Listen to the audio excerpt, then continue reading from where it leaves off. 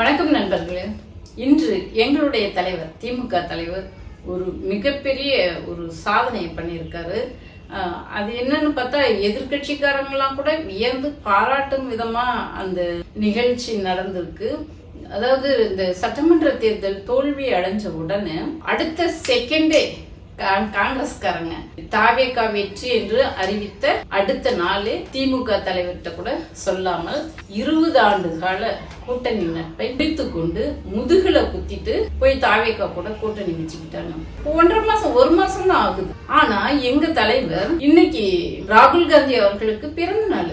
அந்த பிறந்த நாளுக்கு வாழ்த்து சொல்லியிருக்காரு. ஆமா நண்பர்களே, நம்ம ஒரு தலைவர் எப்படி இருக்க வேண்டும் என்பதற்கு உதாரணமாக, அதாவது இந்த அரசியல் நாகரிகம் என்றாங்க இல்லையா, அந்த அரசியல் நாகரிகம்னா என்ன, எப்படி இருக்கணும் என்று எங்க தலைவர் ஒவ்வொரு முறையும் நிரூபித்து காட்டி. ஏன் அதுக்கு அவ்வளவு முக்கியத்துவம் காட்டி சொல்லி பேசுறேன் அப்படின்னாக்க, ராகுல் காந்தி வந்துட்டு இவர் வாழ்த்து சொல்லும் அளவுக்கோ அல்லது அவ்வளவு பெருந்தன்மையாவோ அவருடைய அந்த மெச்சூரிட்டி லெவல காட்டல.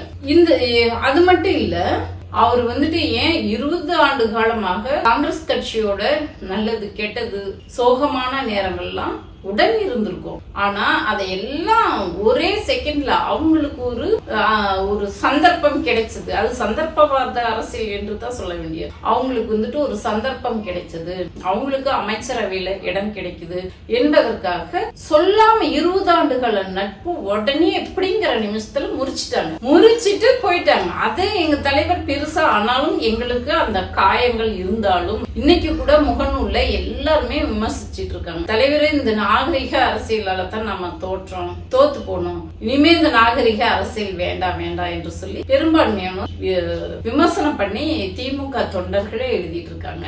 நான் சொல்றேன், இந்த நாகரிக அரசியலால தான் தலைவர் ஒரு கரிஸ்மேட்டிக் லீடரா உயர்ந்திருக்கிறாரு. இப்போ காங்கிரஸ்க்கு ஒரு சந்தர்ப்பம் கிடைச்ச உடனே முதுகுல குத்திட்டு போன மாதிரி திமுக தலைவர் அந்த மாதிரி எந்த சூழ்நிலையிலும் நடந்துக்கல. இது காங்கிரஸ் கூட கூட்டணி வைத்ததுக்கு அப்புறம் இதுதான் முதல் தோல்வி திமுகவுக்கு. ஆனா திமுக கூட கூட்டணி வச்சதுல இருந்து காங்கிரஸ்க்கு வெற்றி தான்.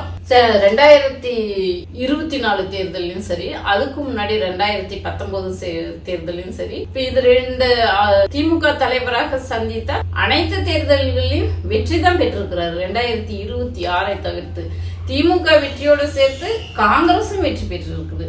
இன்னைக்கு காங்கிரஸ்க்கு ஒரு 10 நாடாளுமன்ற உறுப்பினர்கள் இருக்காங்க அப்படின்னா அதுக்கு காரணம் எங்களுடைய தலைவர் திமுக தொண்டர்களுடைய உழைப்பு.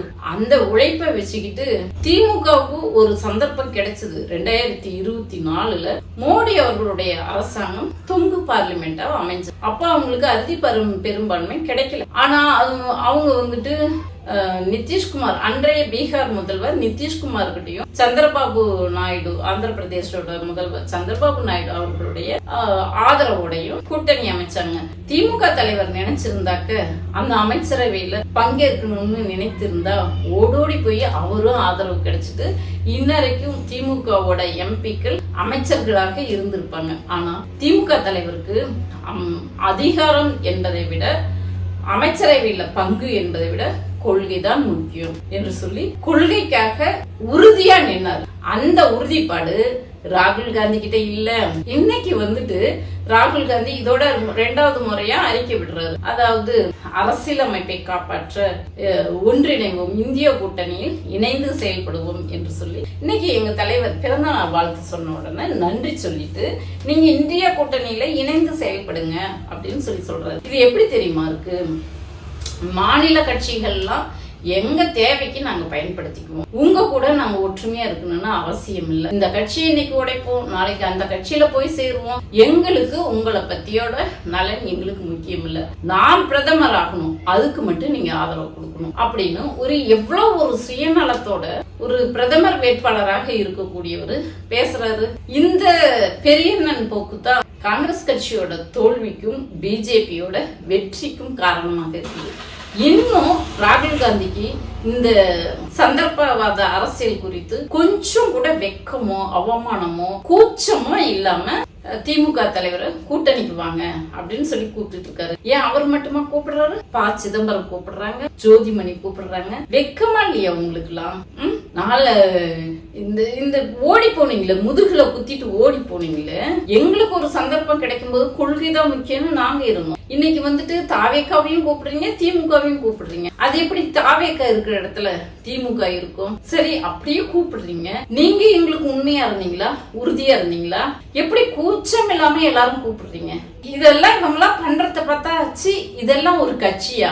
இவங்களுக்குன்னு ஒரு கொள்கை இல்லையா? அப்போ நீங்க எவ்வளவு ஒரு சுயநலம். நான் பிரதமர் ஆகிறதுக்கு நீங்க எனக்கு வந்து சப்போர்ட்டா இருங்க, ஆனா நீங்க வந்துட்டு முதல்வர் ஆகிறதுக்கோ அல்லது இந்த கட்சி கூட்டணி உடையாமல் இருக்கிறதுக்கோ நான் இருக்க மாட்டேன். கூட்டணி என்பது ஒன்றிய மாநில அளவுல கிடையாது, ஒன்றிய அளவுல இந்தியா கூட்டணியில தான் இருக்கணும் அப்படின்னு சொல்லிட்டு இவ்வளவு சுயநல அரசியல் பண்றீங்களே, வெக்கமாவே இல்லையா உங்களுக்கு கொஞ்சம் கூட? ஆனாலும் எங்க தலைவர் இன்னும் அது குறித்து ஒரு வார்த்தை கூட பேசல.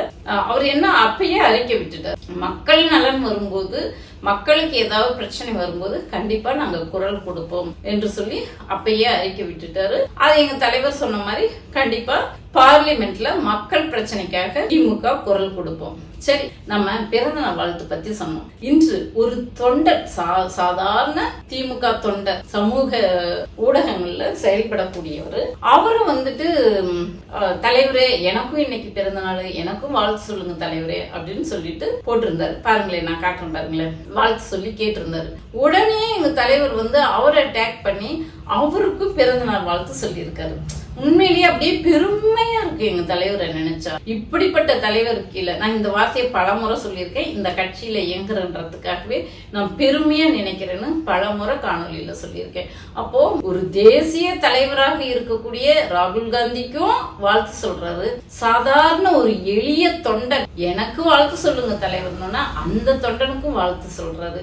இதுதான் எல்லோருக்கும் எல்லாமும். இந்த கோட்பாட்டை, இந்த ஜனநாயகத்தை காப்பாற்றக்கூடிய இயக்கம் தான், கடைபிடிக்கக்கூடிய இயக்கம் தான் திராவிட முன்னேற்ற கழகம். அதனாலதான் எங்க தலைவர் எப்போதும் கரிஸ்மேட்டிக் தலைவராக, எல்லோரும் போற்றக்கூடிய தலைவராக இருக்காரு. உங்களுடைய கமெண்ட் என்னன்னு வந்து நீங்க எங்க தலைவரை பத்தி என்ன நினைக்கிறீங்க அப்படின்னு நண்பர்களாகிய நீங்க வந்து கமெண்ட்ல சொல்லுங்க. நன்றி நண்பர்கள்.